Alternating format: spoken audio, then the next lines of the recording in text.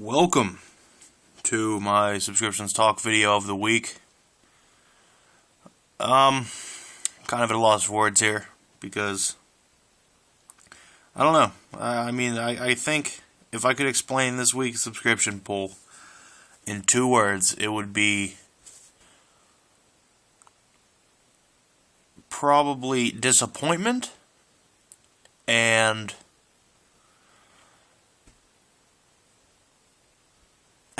forgotten. That would probably be the 2 best right there. Forgotten and disappointed. But I'll elaborate on that as I go through here. As always, these are ordered from least favorite to most favorite. Got the Wolverine Annual number 1 here, which I don't really understand why it's a Wolverine Annual number 1 when the actual series is on 312. Like, Fantastic Four's annual was still Fantastic Four 33, so why is Wolverine's annual number 1?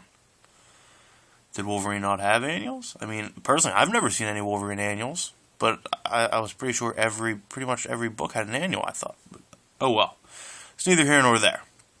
But, upon seeing this book, I was kind of excited. I saw it, I see the 3-dimensional Wolverine logo, as opposed to just the normal one that just says Wolverine without the little shadowing. And I saw the color scheme of his outfit, which appears to me to be like an earlier story could be. And then, upon opening it, I realized that I forgot that this whole annual event is about the clandestine. And I am not into it at all. I am very disappointed with it. Not a fan. I really regret getting this annual in any way, shape, or form. Hey, it comes with that free digital code. Great. If anybody knows, or anybody is interested in those codes, let me know. I mean, sure, you can work something out. They will probably benefit you mostly, but I don't use them. So, I mean, if you want them, let me know. Probably work something out. But I don't even want to say anything else about this book, because, it didn't even have much to do with Wolverine. He was in it a little bit, but I was just bummed out. I don't want to talk about this one anymore. Fables 120. Now, this is where the Forgotten comes into play, along with some of these other books.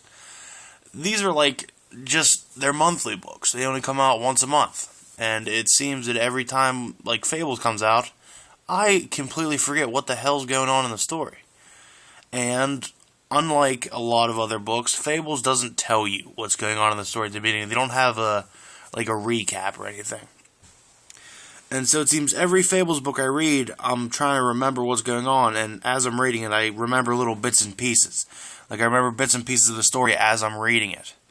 And then, probably there's 2 or 3 pages left, I really get into the story, but then it ends. So now I'll have to wait until 121, and I'll forget what the hell happened in this book. It was a good book. I didn't mind it. If you follow Fables, you get this book. If not, I'm not going to talk you into it because you can't jump in the middle of a story arc because it's pretty ridiculous. It's hard enough to pay attention when you start at the beginning of the story arc, let alone if you jumped in at the middle of one. But it's a good book. I'm really liking this cover. Fables just have always killed it with the covers. I don't think I've ever seen a Fables cover I didn't like. I'm definitely not going to drop it, but I might just start not reading these when I get them until I get a whole story arc, and then I'll just read those. Just read them through. I don't know. Because whatever I'm doing right now, reading these isn't working for me, personally. I still read them, and I still enjoy them, but it's not coming together for me. So, Punisher number 14. Once again, one of those books where I forget what the hell's going on. But they have an exposition in this one, tells you what the hell's going on, so I am thinking more and more that something is going to happen to Frank Castle. Just the history, or the similarities between these 2 characters, Rachel, the Marine Sergeant, and Frank himself, of how they became to do what they do, and I feel like just something's going to happen to Frank and she's going to take over as the Punisher. This is going to be her title. But we'll see. We'll see. This book was good all around. It actually had some good action in it for once. Then again, like I said, I don't remember the other ones too much. All I remember is a couple books ago, they had a gorgeous fighting scene in the rain, and that's pretty the most memorable thing. But this one had some great scenes. They confront the exchange and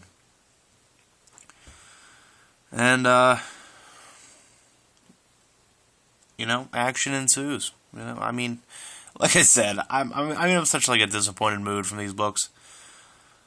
But who knows? You know, hopefully it gets better. There's a point in this book where Frank has a Spidey type thing. Like he shoots like a web out of his wrist and catches onto the building. I don't know what that was about. I don't know. I'm not dropping the Punisher. If it wasn't for the Punisher Warzone coming up and this leading into it, I may have dropped it. I'm not sure. But it being only $2.99 and only once a month, I feel like I can't. Because, I mean, it's still an enjoyable read. It just... I love the art in this, too, though. So that's probably one of the things keeping me around. If the art was bad, I would not still be reading this book. The Flash, number 12. Once again, I forget what's going on. But I catch up with the Flash really fast. That's funny. Catch up fast. Flash. Good job. But upon starting reading the Flash, it all comes back to me very, very quickly. Although I don't remember seeing the glider in the last issue. Maybe she wasn't in there. I don't remember. But great book. The art in this was gorgeous. The glider, the way the glider's character is, it just makes the art better because you can transition her lines to fit however you want the action to be looking or have the story to be going.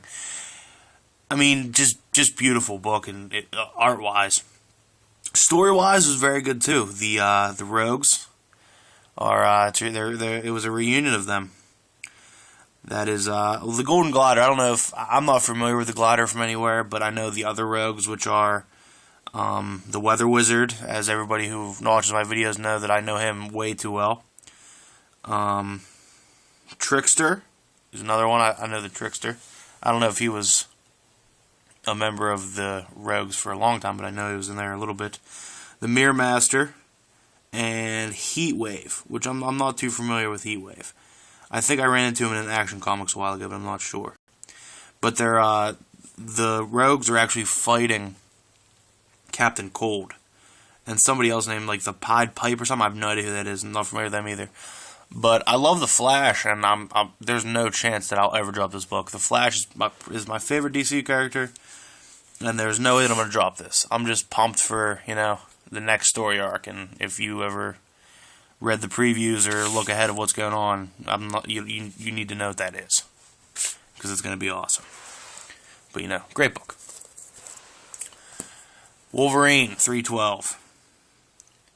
Now, the only reason I ever jumped on Wolverine was because I wanted to see the Return of Sabretooth. And since the Return of Sabretooth, we've probably seen Sabretooth for maybe half of a page, maybe a full page. And I've been sticking with it, just hoping to see it. And this is the issue where we actually get a little bit of that. We actually get a little bit of the Wolverine fighting Sabretooth. Although, once again, it probably lasts about a page. That's about it. And another thing that bothered me just about this book is Cloak and Dagger makes an appearance, alright? That doesn't bother me at all. I like Cloak and Dagger. But they've been kids for like 12 years. I feel like if some writer would take Cloak and Dagger and age them a little older, just not make them kids anymore and make them, you know, develop their powers more and be stronger, that could be a great series. That's just my personal belief, though, but I don't know. They've just, I mean, then again, Peter Parker never aged either, but I just feel like Cloak and Dagger need to grow up. Age-wise. They need to get older, and they need to maybe have a new series. I don't know. I know it's not going to happen, but you know, I can wish. But, there's a big reveal at the end here. And, Romulus has himself, like, inside of a Weapon X tank. And Wolverine says, "You're trying to make yourself like me." And then there's a big reveal. I'm not going to spoil it for anybody, like I normally do. But it's a big reveal. It's pretty crazy. So I'm excited to see what the next one is. He's Wolverine. Every single Wolverine book I've ever read, there's always been one constant topic, and that is just him like recovering these memories. I mean, I'm basically to the point where I think Wolverine is 6 million years old because he has so many memories and he's done so many things. But this book was fantastic. I really like this book. And in all honesty, this almost got Pick of the Week. It almost did. because the book that did get pick of the week, as predicted, 4 for 4, Deadpool Kills the Marvel Universe. Although it was a very good book, it's kind of bittersweet for me. It's kind of bittersweet because the ending was very Deadpool-esque in the sense that it did have a little bit of comedy, and although it was Deadpool, it wasn't expected to turn into that. But on the other side, a lot of fantastic things happen in this book. I mean, some great moments that, I personally expect them because I know pretty much anybody who's ever read a Marvel comic book knows that if there's characters in the swamp, the Man-Thing is going to be there. Any swamp, doesn't matter. It just seems that's the way it works out. And I'm always pumped up when I see a swamp. But Deadpool does it. He kills the Marvel Universe. That's all I'm going to say. You can check out how the ending is. I'm pretty sure a lot of people are on this book. A lot of people read this book. So, still 4 for 4 pick of the week. This cover is probably one of the best covers I've seen in a while. I love this cover. And I don't really have anything else to say without spoiling anything, but I love this whole series. I may pick it up in the trade, like the hardcover, just so I can read it again, because I really did enjoy it. And there's just some beautiful scenes that I feel like if I wanted to take the issues out to show somebody, I would destroy the issue because they'd be taken out so much. But that is that for the subs. Like I said, it was a light week. But I don't know but I did pick up, because I had a light week, I had a few extra dollars I was going to spend. So, shout out to Ghost Critic, because his ranting about The Unwritten, and I asked him if I should, try to pick up some back issues or just hop in or pick up the trades, and he recommended picking up the trades, and I did. Well, not all of them. I picked up the first trade, so thank you, Ghost Critic. I will be reading that shortly and hopefully throwing a review up. And I also picked up the first 4 issues of Dial H, because I'm going to hop into the next issue, and I'm subscribed to the next issue, so I'm going to try to catch up with that. And I can't remember who talked about that on here. Oh well, I'm sorry if I forgot you if you were the video I watched, but I don't know. That's my subscriptions, and thank you guys for watching. Remember, have a great day.